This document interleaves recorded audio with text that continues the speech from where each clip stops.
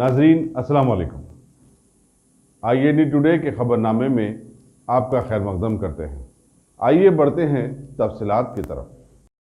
Telangana BJP के सदर doctor के लक्ष्मण ने अपने पुरखों के नक्शे कदम पर चलते हुए तेलंगाना लिबरेशन डे मनाने की इजाज़त दिलाने के लिए आज नई लेडी गवर्नर के जानिब दौड़ लगाई, जिसके लिए बीजेपी पार्टी पिछले कई सालों से अपना एक अछूता राग आलापती आ रही है। इस मौके पर इन्होंने बताया कि कांग्रेस और TRS ने अपने अपने वक्तों में कुलीन मजलिस इत्तेहादुल मुस्लिमीन से मिलाप करते हुए इसे अक्सर भूली गई, लेकिन बीजेपी इसे याद रखे हुए है। मुत्तहिदा आंध्र प्रदेश के CM रोशैया ने भी इसे मनाने की इजाज़त नहीं दी थी, लिहाजा इन्होंने CM KCR पर दबाव डाला कि वो बीजेपी पार्टी के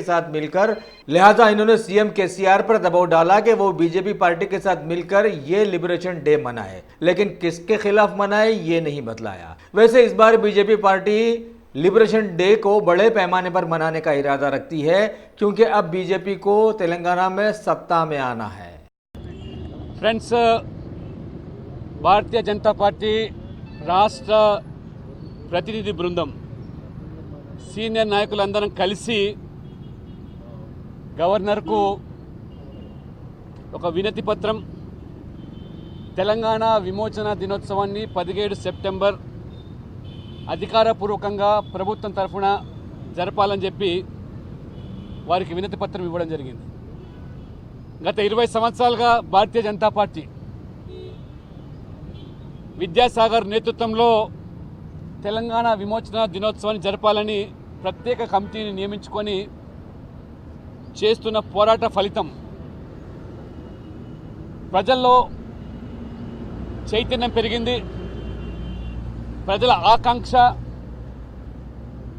17 సెప్టెంబర్ విమోచన దినోత్సవంగా జరుపుకోవాలనేటువంటి అన్ని పార్టీలు కూడా 17 సెప్టెంబరు మనకొచ్చిన స్వాతంత్రం జరపాలని రాజకీయంగా కోరుకుంటున్నారు తప్పితే అధికారంలోకి వచ్చినప్పుడు మాత్రము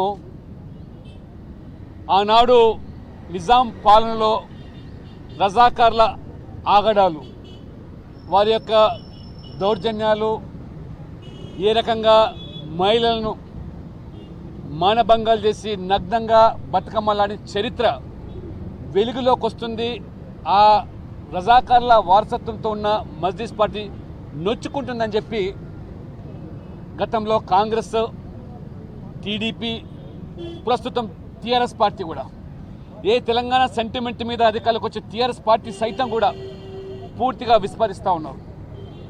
తెలంగాణ రాష్ట్ర సాధన ఉద్యమంలో కేసీఆర్ గారు పదే పదే అంశాన్ని ప్రస్తావించి తెలంగాణ ప్రజల ఆత్మ గౌరవంతో ముడిపడి ఉన్నటువంటి ఈ 17 సెప్టెంబర్ త్రివర్ణ జెండాను ఎందుకు ఎగరవేయకూడదు, ప్రభుత్వం ఎందుకు జరపకూడదు, సమైక్య పాలనలో తెలంగాణ ప్రజల పోరాట చరిత్రను ఎందుకు ఈ రకంగా మీరు తొక్కి పెడుతున్నారు, మా ప్రజలు చేసిన పోరాటము, వాళ్ళ త్యాగాలు ఎందుకు ఆ చరిత్ర విస్మరిస్తున్నారు, సమైక్య పాలనలో తెలంగాణ ప్రజలను మరి ఈ రకంగా చిన్న చూపుడు ఎంతవరకు సబబని ప్రశ్నించినప్పుడు కేసీఆర్ గారు, రోసే గారు ముఖ్యమంత్రిగా ఉన్న సందర్భంలో తెలంగాణ ప్రాంతానికి సంబంధించిన ఎమ్మెల్యేలు, మంత్రులు మీకు చీము నెత్తురున్నట్టయితే 17 సెప్టెంబర్ జరిపేదానికి రోసే ముందుకు రాకపోతే ప్రభుత్వాన్ని పడగొట్టైనా మీరు బయటికి రండి, 4 కోట్ల ప్రజల నుంచి రోసే గారిని ప్రశ్నిస్తున్నాం, ఎందుకు జరపరు, మాకు ఆ గౌరవం లేదా, మేము ఎందుకు మీ చెప్పు కింద చీమల్లా బతకాలా అని ప్రశ్నించినటువంటి కేసీఆర్ గారు ఇవాళ పూర్తిగా మాట మార్చేసి రంగులు మార్చే ఊసరి వెళ్ళి కూడా సిగ్గుతో తలవంచుకుంటున్నది. ఆనాడు మాట్లాడిన మాటలు ఈరోజు కేసీఆర్ గారు మాట్లాడుతున్నాం తీరు. ఎమ్మెల్యేలుగా మేము బీజేపీ ఎమ్మెల్యేలుగా అసెంబ్లీలో ప్రస్తావించాం, ఎందుకు జరుపుతలేరు మీరు, ఆ రోజు రోషయ్య గారిని ప్రశ్నించాం, మీరు మేము ప్రశ్నిస్తున్నాం ఇవాళ తెలంగాణ ప్రజల నుంచి బీజేపీ అని చెప్పితే నేను జరపనంటే జరపను సస్య మీరా, దీని వెనకాల మీకు వేరే మతలబు ఉంది, ఉద్దేశం ఉందని ఆ రకంగా ఎదురుదాడి చేశారు. కాబట్టి మేము అనేక పర్యాయాలుగా ఈ మాట మార్చిన ముఖ్యమంత్రి, తెలంగాణ ప్రజల ఉద్యమకారులు ఎవరైతే తెలంగాణ స్వాతంత్రం కోసం పోరాటం చేసిన వాళ్ళు, తెలంగాణ రాష్ట్రం సాధన కోసం అమరులైనటువంటి తొలి దశ మలి దశ ఉద్యమకారుల కుటుంబాలను విస్మరిస్తూ ఉన్నాం. తెలంగాణ కోసం చాకలి ఐలమ్మ, దొడ్డి కొమరయ్య, కొమరం భీం, షేబుల్లా ఖాన్, రామానంద తీర్థ, వందే మాతరం రామచంద్రరావు, వీళ్ళ త్యాగాలు, వీళ్ళ చరిత్ర ఎందుకు ఈరోజు మీరు తొక్కి పెడుతున్నారు? ఎంతసేపు మీ కల్వకుంట్ల చరిత్రనే వెలుగులోకి రావాలి, కల్వకుంట్ల చరిత్రనే నయాం నిజాం మాదిరిగా మరి ఈ కట్టడాలు, ఆ కట్టడాల్లో మీ బొమ్మలు, ఇది ఏమి చరిత్ర మీరు భావితలో చెప్పదలుచుకున్నారు? భారతీయ జనతా పార్టీ సూటిగా ప్రశ్నిస్తూ ఉన్నాం. మా పూర్వీకులు చేసే త్యాగాలు, వాళ్ళ పోరాట ఫలితమే వాళ్ళ తెలంగాణ రాష్ట్రం. తెలంగాణ రాష్ట్రమే లేకున్నట్టయితే నువ్వు ముఖ్యమంత్రి లేవు, ఇవాళ నీ కుటుంబమే లేదు. ఇవాళ ఏ పాకిస్తాన్కో లేదా ఒక ఉస్మానిస్తాన్గా కావాలని కోరుకున్న నిజాంకు బానిసలుగా బతికే పరిస్థితి నుంచి విముక్తి చేసినటువంటి సర్దార్ వల్లభాయ్ పటేల్ చరిత్ర ఈ తెలంగాణకు పాఠ్యాంశం లేదు. అందుకని మేము డిమాండ్ చేస్తూ ఉన్నాం, ఇప్పటికైనా ప్రభుత్వం దిగిరాలి, లేకపోతే ఇంకా రాబో రోజుల్లో పెద్ద ఎత్తున దీని ఉద్యమం చేస్తాం. 17 సెప్టెంబర్ నాడు మరి ఊరి నిండా జాతీయ జెండా పేరు మీద, ఊరి నిండా జాతీయ జెండా, ప్రతి పల్లెలో జాతీయ జెండా, త్రివర్ణ జెండా ఎగరవేసి, అదే రకంగా 17వ తేదీ నాడు తిరంగా యాత్ర, ప్రతి పట్టణంలో ఈ యొక్క జాతీయ జెండాలు రెపరెపలాడే విధంగా ఆ తిరంగా యాత్రలు, బైక్ ర్యాలీ నిర్వహించి 17వ తేదీ నాడు పటంచర్లో భారీ బహిరంగ సభ నిర్వహించి తెలంగాణ సమాజానికి, తెలంగాణ ప్రజల ఆకాంక్షలు నెరవేర్చే దాంట్లో బీజేపీ మినహాయిస్తే ఏ రాజకీయ పార్టీ కూడా ఇవాళ మజ్లిస్ మడుగులొత్తే పార్టీలు, మజ్లిస్ అజెండాని అమలు చేసే పార్టీలు ఈ తెలంగాణకు ఏనాడు కూడా మేలు జరగదు. తెలంగాణ ప్రజల ఆకాంక్షలు నెరవేరు. ఉద్యమకారులను ఇవాళ అణిచివేసినటువంటి ఈ ప్రభుత్వానికి సెప్టెంబర్ 17 ఒక ఉద్యమ వేదికగా భారతీయ జనతా పార్టీ ఈ రాష్ట్రంలో రాజకీయ పునరేకరణ జరుగుతోంది. కాబట్టి దానికి ఈ కల్వకుంట్ల కుటుంబ పాలనకు వ్యతిరేకంగా, ఈ అవినీతి ప్రభుత్వ పాలనకు వ్యతిరేకంగా శ్రీకారం చుడతాను, నాంది పలుకుతున్నాం, శంకారం పూరిస్తున్నాం. ప్రజలందరూ కూడా మాతో కలిసి రావాల్సిందిగా విజ్ఞప్తి చేస్తాం. అమ్మా ఏం లేదమ్మా, ఇదే వినతి పత్రం ఇచ్చాను, వేరే ఏం లేదు. మరి తర్వాత చాలా ఉన్నాయి, ఇవాళ ఈ అంశం తర్వాత. రైట్ అమ్మా, థ్యాంక్ యూ.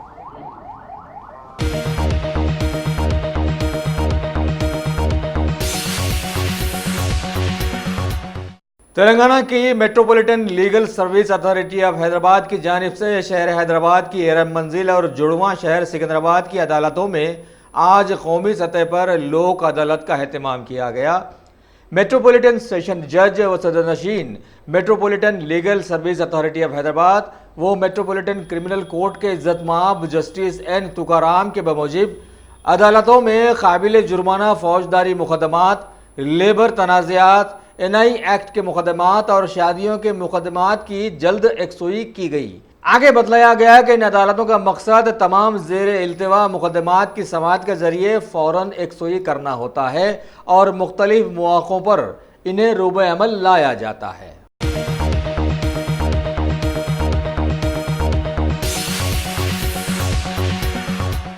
तेलंगाना हज कमेटी की जानिब से साल 2019 के हज्जाज इकराम के काफिलों की वापसी का तसलसल बरकरार रहा था और अभी खबर दी गई है कि 2 फ्लाइट्स के जरिए 684 हज्जाज इकराम की मदीना मुनव्वरा से वापसी हो गई और आज 325 हाजियों पर मुश्तमिल आखिरी काफिले की आमद भी हैदराबाद हो गई है।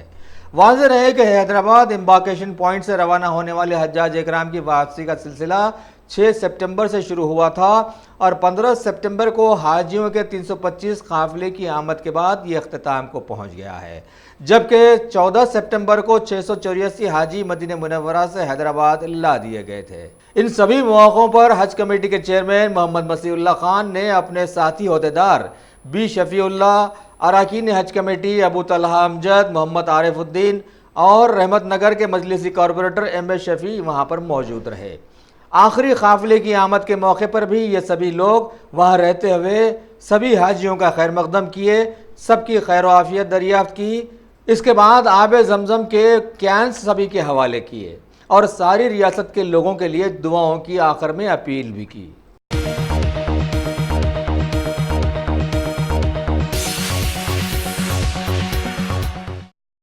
Top selection computers. अगर आप टेक्नोलॉजी के दौर में रहते हुए टेक्नोलॉजी से दूर हैं तो सोचिए मत, आइए एक बार खिदमत का मौका दीजिए। हमारे यहाँ branded computers, Dell, HP, Lenovo, laptop accessories, उम्दा क्वालिटी निहायत ही वाजबी दाम पर दस्तयाब है। स्कूल, कॉलेज, कॉर्पोरेट, ऑफिस वगैरह में बल्क क्वांटिटी में सप्लाई की जाती है। इसके साथ साथ हमारे यहाँ माहिर टेक्नीशियंस की निगरानी में रिपेयर की सहूलत भी मौजूद है। अगर आप अपने घर, दुकान, सोसाइटी, स्कूल वगैरह को सेफ और क्राइम फ्री बनाना चाहते हो तो इंस्टॉल कीजिए सीसीटीवी कैमरा जो HD क्लियरिटी के साथ दस्तयाब है। गुज़िश्ता 10 साल से मुल्क भर में अपनी इन तमाम खिदमात को जारी रखते हुए आपके एतमाद को बरकरार रखने वाला नाम top selection computers, Vijayanagar colony beside Riyan hotel, Hyderabad. Director Syed Rashid Ali. Phone 9849715954। Top अगर आपने हमारे चैनल को सब्सक्राइब नहीं किया है तो आपको यहाँ सब्सक्राइब बटन दिख रहा है, उसे क्लिक करिए और सब्सक्राइब कीजिए और साथ ही साथ बेल आइकॉन को भी क्लिक करिएगा जिससे कि आपको ताज़ा अपडेट मिलते रहें।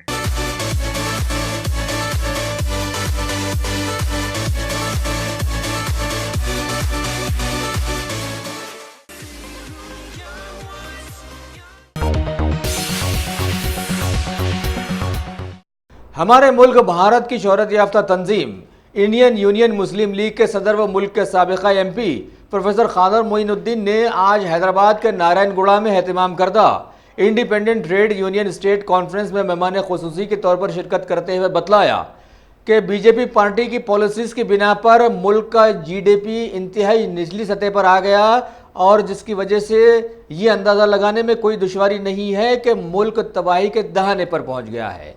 लोगों को मजहबी बुनियादों पर बांट कर रख दिया गया ताकि किसी का ख्याल इस जानिब आ ही ना सके, हत्ता कि मुल्क के लोग अपने बुनियादी हुकूक से भी अब चूकने और डरने लगे हैं।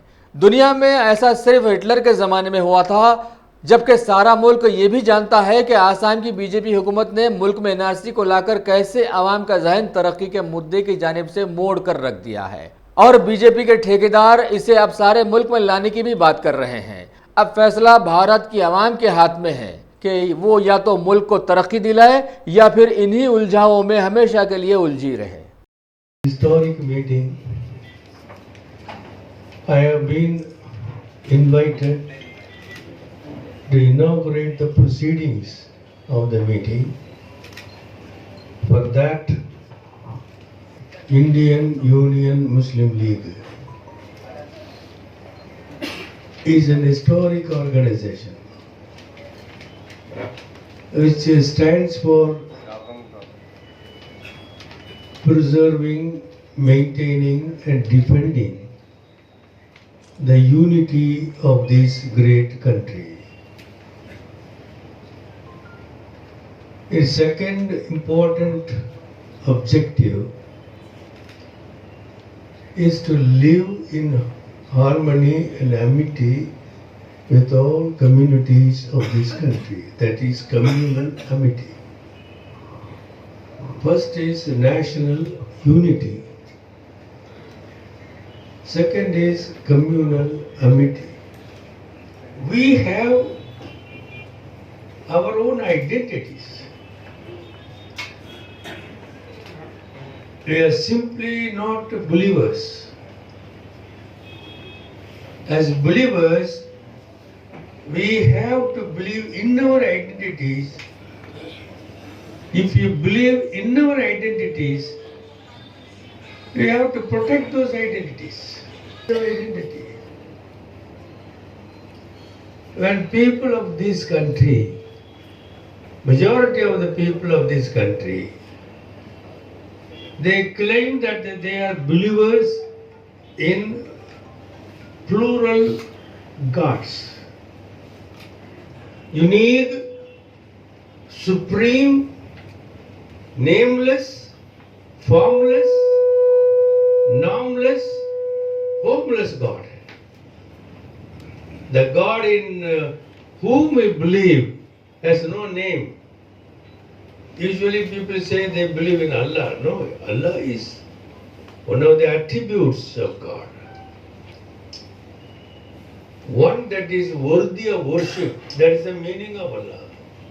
Allah is not the name of God in Islam.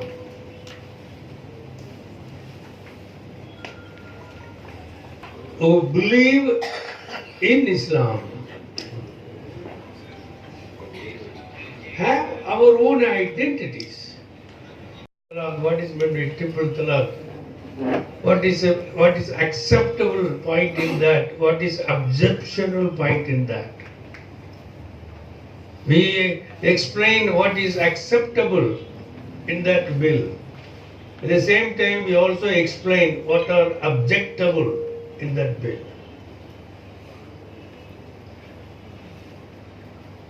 Now today also the papers give wider publicity for the observations made by our Honorable Supreme Court judges. Today's paper carry the message. Constitution of India has come into being in 1952. Since then, the constitutional directive principle, one of the provisions, which says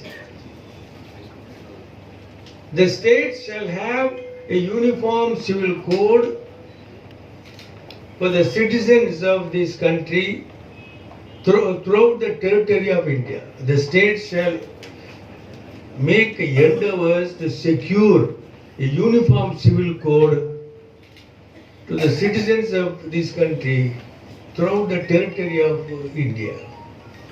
As openly in a very clear-cut manner stated in their manifesto, we are for bringing in a uniform civil code for the countries. When such a move is made by the government, by the judiciary, by the political parties, by the press, by the so-called intelligentsia of our country, we put a stop to that. We openly say we are opposing to that principle. We have our constitution. The constitution believes in the unity of diversity. India is not having only one religion. India has not only one language. India has not only one culture. India has not only one tradition. India has multifaceted culture, multi-splendid traditions. It is a vast ocean of infinite cultures. You all know that Chauhan, B.S.A. Chauhan, the Supreme Court former judge,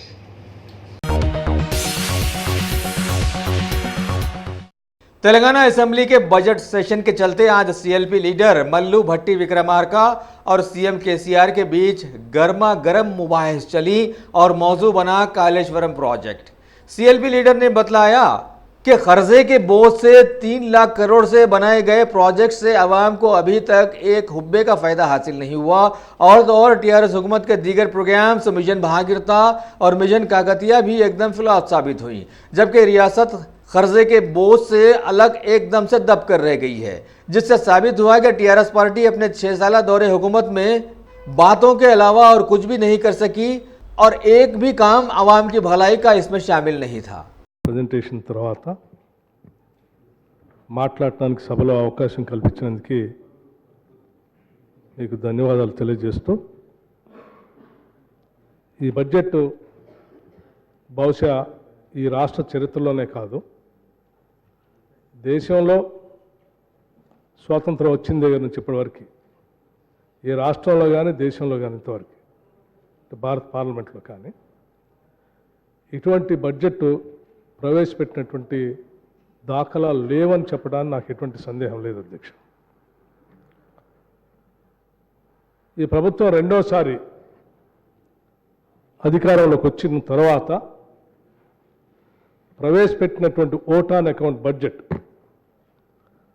ఆ vote on account budget ప్రవేశపెడుతూ కేంద్ర ప్రభుత్వం regular budget ప్రవేశపెట్టలేదు కాబట్టి regular బడ్జెట్లో కేంద్ర ప్రభుత్వం నుంచి వచ్చేటువంటి grants కానీ ఇతరత్ర సపోర్ట్ కానీ మనకి స్పష్టత రావట్లేదు కాబట్టి మేము ఓటాన్ అకౌంట్ బడ్జెట్ ప్రవేశపెడతా ఉన్నాం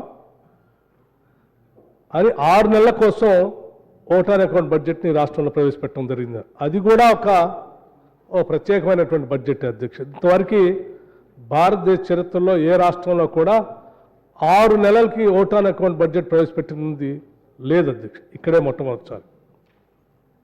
అట్లాగే vote on account budget, proposed vote on account బడ్జెట్కి తిరిగి రెగ్యులర్ బడ్జెట్కి దాదాపు 36,000 కోట్ల రూపాయల కోతతో ప్రవేశపెట్టినటువంటి బడ్జెట్ కూడా ఈ రాష్ట్రంలో ఎక్కడా లేదు. ఓటాన్ అకౌంట్ బడ్జెట్ ప్రవేశపెట్టిన 1,82,000 రమారమి 1,82,000 కోట్లకి, రెగ్యులర్ బడ్జెట్ ప్రవేశపెట్టే 1,46,000 కోట్లకి దాదాపు 20% తగ్గించి అదే సంవత్సరంలో అంటే 36,000 కోట్లని కోతగా చూపించి బడ్జెట్ ప్రవేశపెట్టి ఒక కొత్త విధానాన్ని దేశంలో తెలంగాణ ప్రభుత్వం మొదలుపెట్టిందని చెప్పడానికి కూడా నాకు ఎటువంటి సందేహం లేదు అధ్యక్ష. అట్లాగే అధ్యక్ష, మనం గత అనేక సంవత్సరాలుగా ప్రవేశపెట్టినటువంటి బడ్జెట్స్లో 2014 నుంచి 2019-20 వరకు కూడా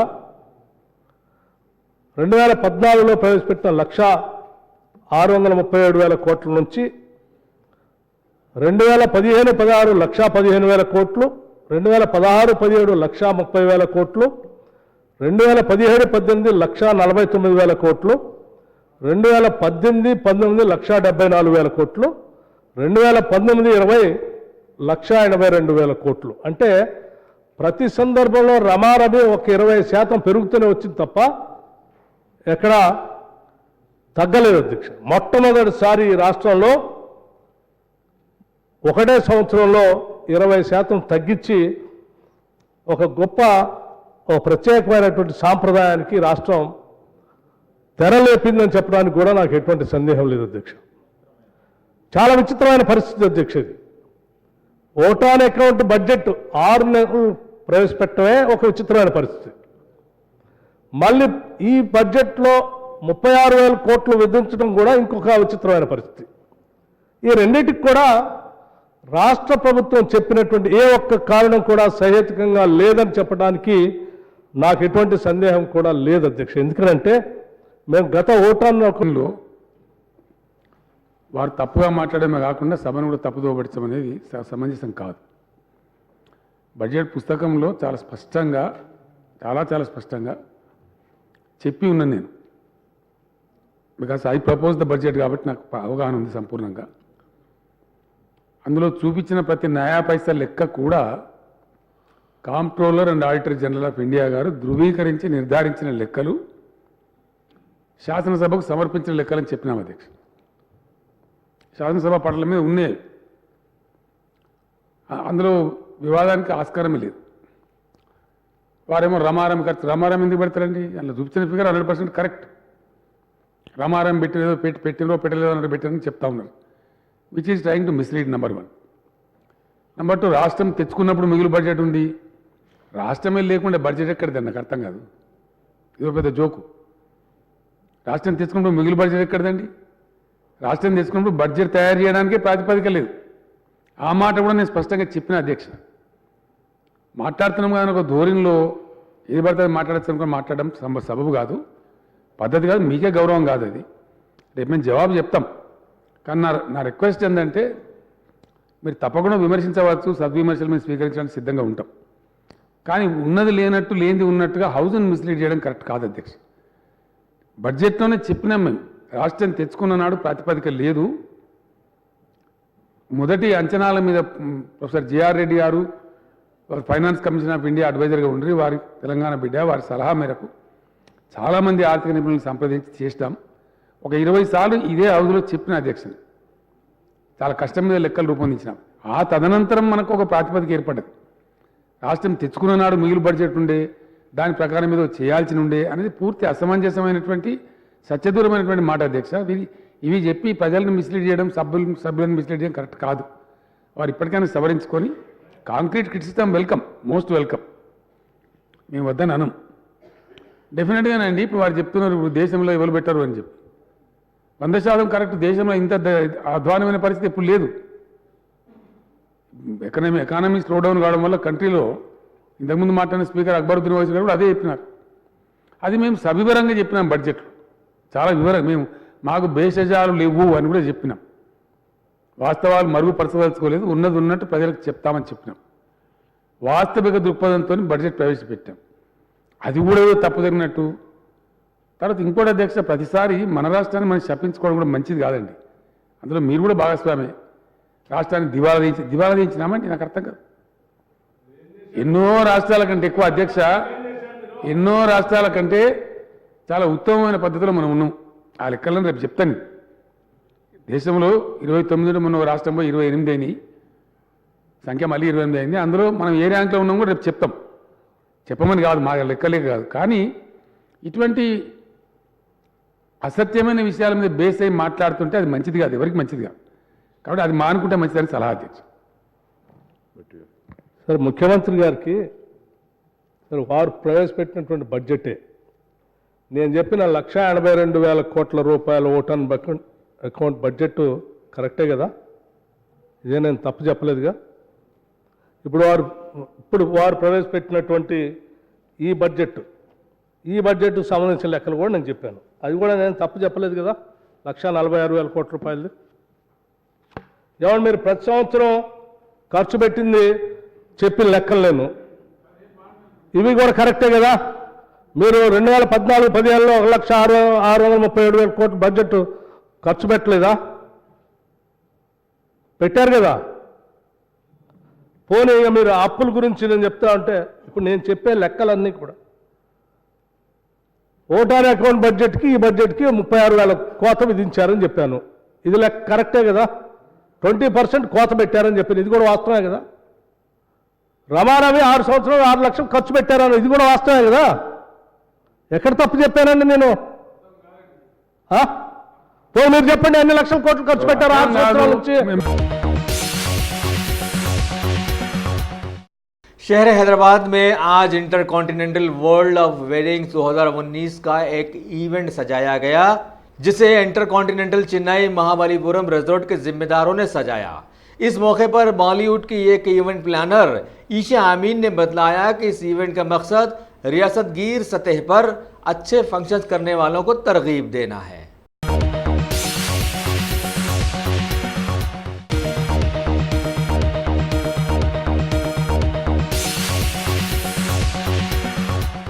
अगर आपने हमारे चैनल को सब्सक्राइब नहीं किया है तो आपको यहाँ सब्सक्राइब बटन दिख रहा है, उसे क्लिक करिए और सब्सक्राइब कीजिए और साथ ही साथ बेल आइकॉन को भी क्लिक करिएगा, जिससे कि आपको ताज़ा अपडेट मिलते रहें।